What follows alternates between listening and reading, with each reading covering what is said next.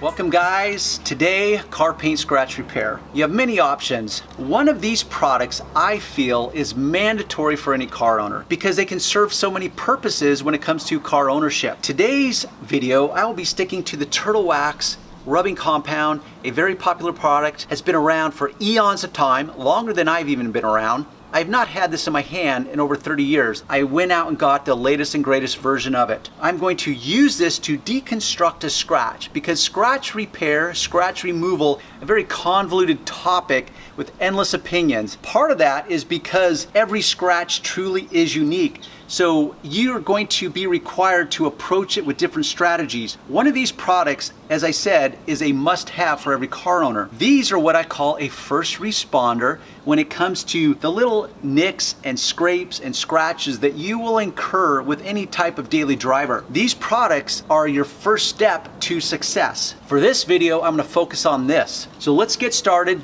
We'll deconstruct a scratch and then we'll come back here and I'm going to give you some little more details about this specific product.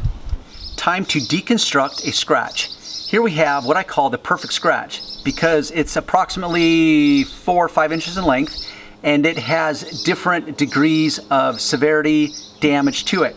And this is what you will find with any scratch, any chip, that they truly are unique. The simple test that you will often hear is what's called the fingernail test. You take a fingernail and you go across the edge, and what you're feeling for is to see how much of an edge that your fingernail can catch. But when you pull back, you realize, wait a minute, that in many ways becomes irrelevant. Why it becomes irrelevant? Because most of you are going to start out with some type of scratch remover like one of these products. Now for this demonstration, I'm going to stick to the Turtle Wax rubbing compound. These are what I call a first responder. So instead of doing the fingernail test, which you probably won't be able to help yourself and you just want to confirm that in fact, oh yes, I feel an edge. Right through the middle here, I feel no edge. So instead of that, you can simply go in with one of these because you're going to do it anyways. Here I have my cloth and I'm going to rub very aggressively. As a first responder, this will be my initial cut. This will be my initial attempts at removing the superficial scratching, the trivial scratching, the lighter scratching, whatever you want to call it.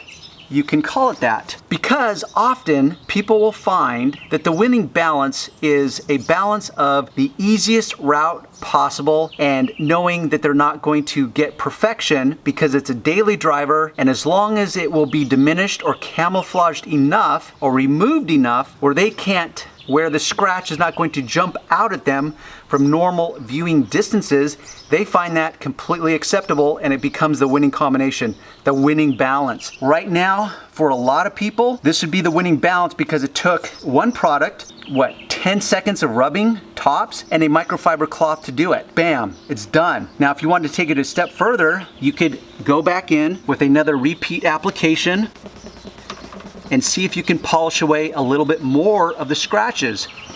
Well, what you're really doing is you're not so much polishing away the deeper scratches or the deeper areas of this scratch, you're actually polishing away the edges, the sharp edges of the scratch itself. Why is that important? Because the light, the way it reflects the light off of the car, now that you've rounded off those edges, it's going to reflect differently. Differently being a good thing in this moment because those edges are now gone or at least diminished. Therefore, it's not going to catch the light the same and it's going to camouflage this at a permanent level, and that's what we're trying to achieve. That's why you want to round off the edges of those scratches if you decide that the scratch is too deep or if you don't have the skill set to actually remove it completely. Now what we can do next is this area has truly been chipped all the way to the base coat, all the way to the metal fender. We could take some touch-up paint, apply a little bit here, and now we would take this area that I essentially removed almost 100%, and now we can just put some touch-up paint there and diminish that by at least 50%, and diminish, what I mean is camouflage it by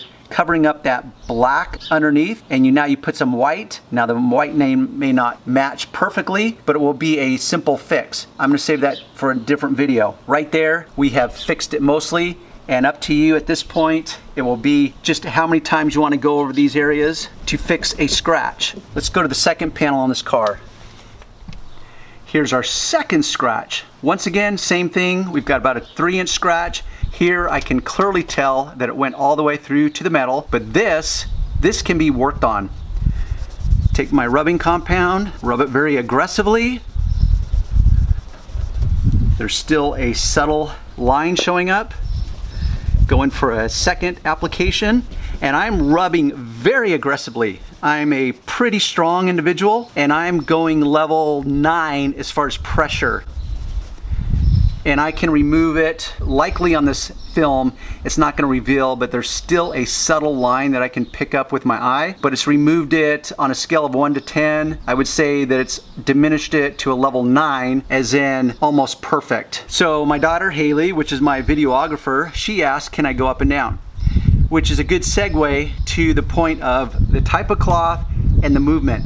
Now there's very much debate that people will talk about swirls because the dreaded swirl marks. I don't want swirl marks. Well, swirl marks, for one, is a gross generalization. People use it in endless ways to mean endless things. So it's a very convoluted subject. When it comes to car paint scratch repair, if you have a product that is aggressive enough, which this turtle wax compound is not, and you use a cloth that is abrasive versus one like this that's very mild and very friendly, you can create a swirl pattern. But let me be a voice of reason. If this is constant, the compound, this cloth is constant, the type of cloth, microfiber, if I can put scratches that can actually create a pattern, an unwanted pattern, then it doesn't really matter if I make a circular pattern back and forth or up and down, because they're unwanted scratches and I'm gonna have to figure out how to remove them, correct? In fact, I was watching this video, I think it was Chris Fix was on some other guy's channel, and he talked about how scratches are easier to remove if they're not circular, which is just a load of crap. That's just not true. It doesn't matter what kind of scratch it is, whether it's circular, horizontal, or vertical, it's gonna require the same effort to remove those scratches. The real factor is how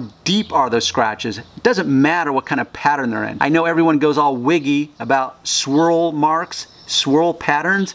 When you pull back and look at it for what it is, it becomes irrelevant. The greater question is, did you pick the right cloth? Which in my world, it's always gonna be a microfiber cloth. Far safer, far friendly on your car paint. Second, how aggressive is the compound? Second will be how aggressive is your compound. So between the compound, the cloth, and your pressure will be all the major determinants as to whether you get some unwanted swirl marks or swirl patterns or a scratching pattern that is unwanted. If that's the case, let me tell you what you can do.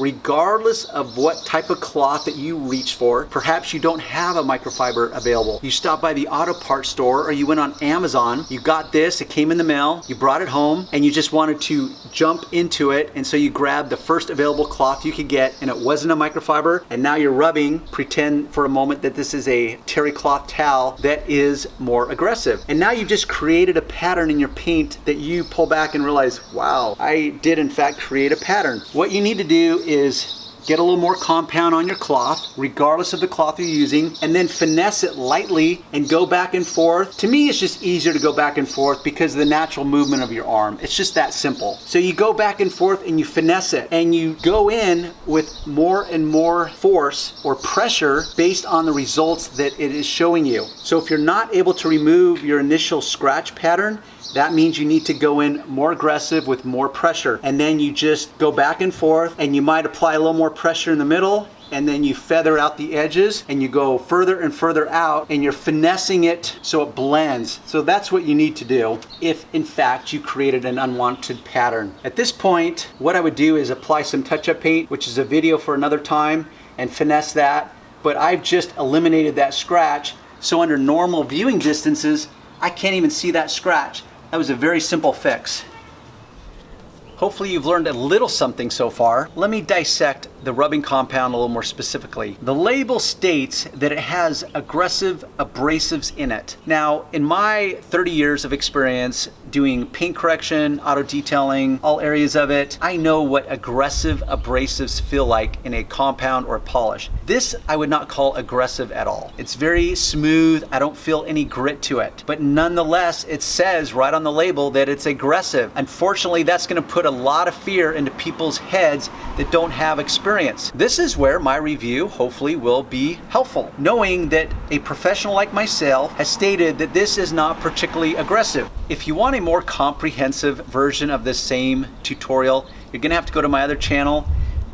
In the meantime, let me wrap this up. Thanks for tuning in. Check the description box below, which officially is called the Show More box. If you like what you see, by all means, give it a thumbs up. You go ahead and mouse over it right now, thumbs up it. More specifically, if you've got a comment, more specifically, I would like to know, as well as the other readers that will come into this after the fact, would like to know what your experience is with the turtle wax rubbing compound, and be specific. Tell us your history with it. Tell us when you first started it. Tell us how you choose to use this product in your world. That will help not only myself, but other readers that come in after the fact. Subscribe by all means, and when you do subscribe, if you want to get the alert so you can see when I upload the latest and greatest video, hit the little bell indicator next to the subscribe button, and that will give you alerts. And with that, I will leave you till the next video. It's a very convoluted topic. See those bugs?